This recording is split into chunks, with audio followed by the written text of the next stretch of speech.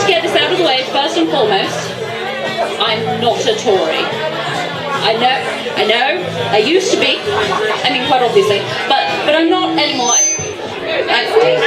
No, I don't know what it was just almost as if I woke up one morning and all of a sudden the Conservative Party no longer had my best interests at heart. I'm not sure what triggered it. I mean, it did happen right about the time I was disinherited, actually.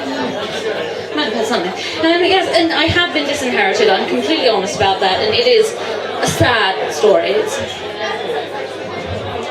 It's a very, very sad story. Donations accepted. No major credit cards. Yes, you see, the thing is I was born Roderick James Quentin Jodphurs III in a private hospital, not because they're better than the NHS, just because they have wider birth certificates, so you can fit more in the box.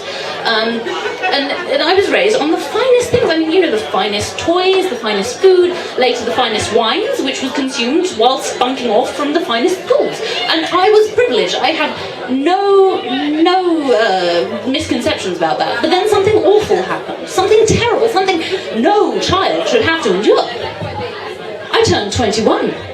And all of a sudden, it's, no, Roddy, you can't say that. No, Roddy, you can't do that. For God's sake, Roddy, just date the girl. It's not like she's your first cousin. And you haven't met her. And it was awful. It was... My own father came up to me and said, Roddy, because we were on first name terms back then, he said, Roddy, I had dreams for you. I had ambitions. And look how you are squandering your life. Now, I will admit, in fairness, I hadn't finished my education at that point in time. But I was on a gap year.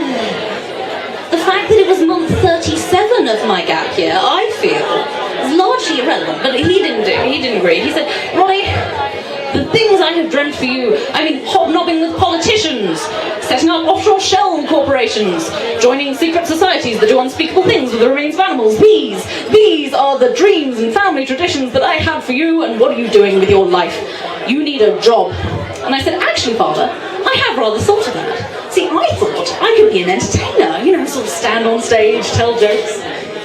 He said, stand on stage? Tell jokes? What do you think you are, boy, some sort of comedian? I said, well, yes, rather the idea. No? Right then. You see, the thing is that my father's a bit old-fashioned, and he said to me, you should follow your father.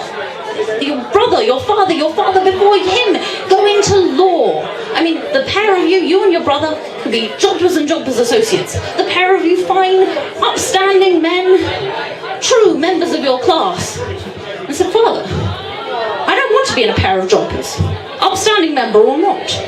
And he didn't appreciate that. He said, want? Dear boy, want?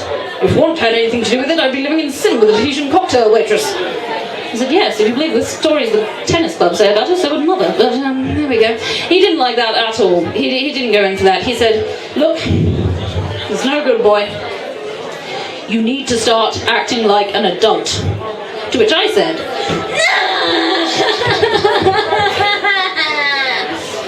but apparently that wasn't what he had in mind. So I was disinherited. I was cut off from the family, cut off from the funds. It was all a bit of a mess. And now, do you know how I'm so poor? I mean, you know, I was poor yesterday, but I mean, since this morning, I suppose they probably have to come up with a new word for how poor I'm going to be. I wait until everyone leaves the office at night and steal tiny, unnoticeable amounts of everything in the fridge. In a couple more days, I'll have a whole pint of milk. A couple more weeks, I'll have a half pint of cheese. Wasn't good. And I did say office just now, by the way. Office. All this hullabaloo about me getting a job, and it's resulted in me getting hired by the NHS. The organisation, £2 billion in debt, gave me a pity hire. That's like having Boris Johnson tell you you have a lovely personality. It's not good. It's not good. Although there is an upside to all of this. All of this, you know, working class life has introduced me to something rather wonderful. It's introduced me to the world of public transportation. It's wonderful. It's like a theatre for poor people.